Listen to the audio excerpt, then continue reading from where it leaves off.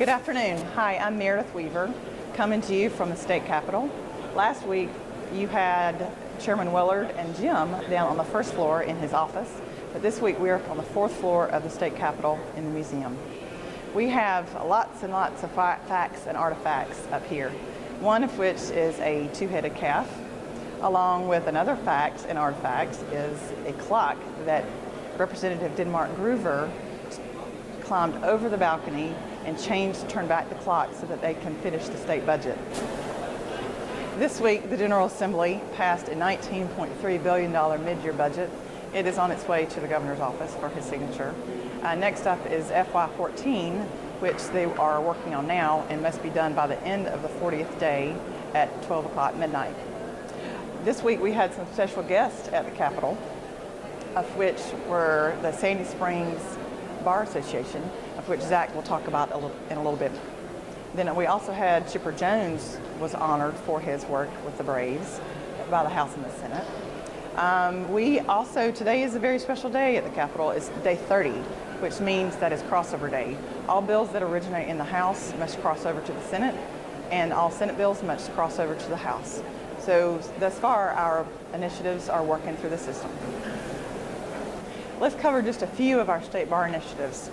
Senate Bill 185, the UCC Article 9 update, did cross over to the House Committee. Senate Bill 193, the Interstate Family Support Act, did cross over to the House Committee. House Bill 160, the Transfer Fee Covenants Bill, did cross over and is in the Senate Committee. House Bill 161, the Oath of Bailiffs Bill, did cross over and is in the Senate. These and other of our state bar initiatives are being diligently covered by your team, and we look forward to seeing you at the Capitol.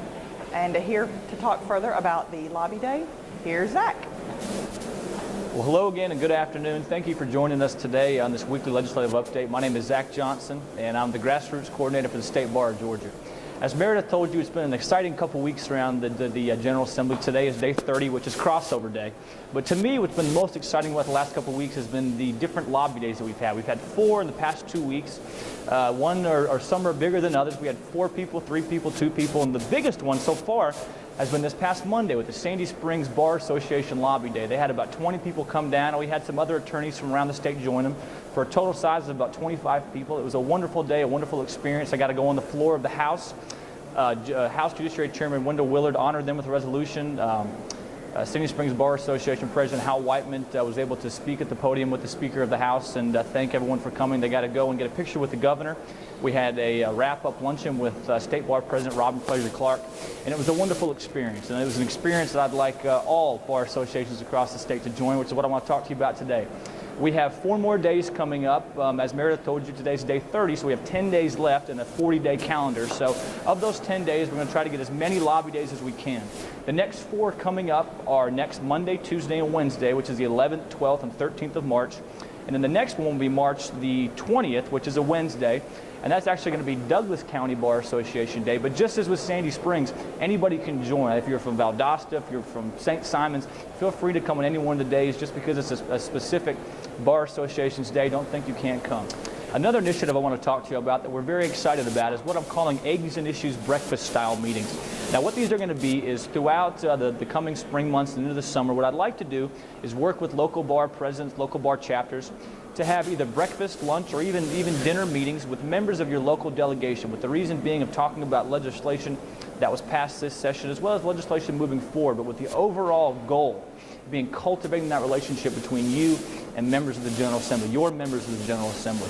So I very much look forward to working with you. I'll be reaching out to local bar presidents. If you're a local bar president watching this video, take a look at your calendar. Try to find a day or a meeting coming up in either April, May, June, July, even into August. Next session doesn't start till next January, where I can be the liaison between members of the General Assembly and your group and set it up. The State Bar is willing to help pitch in for the food costs.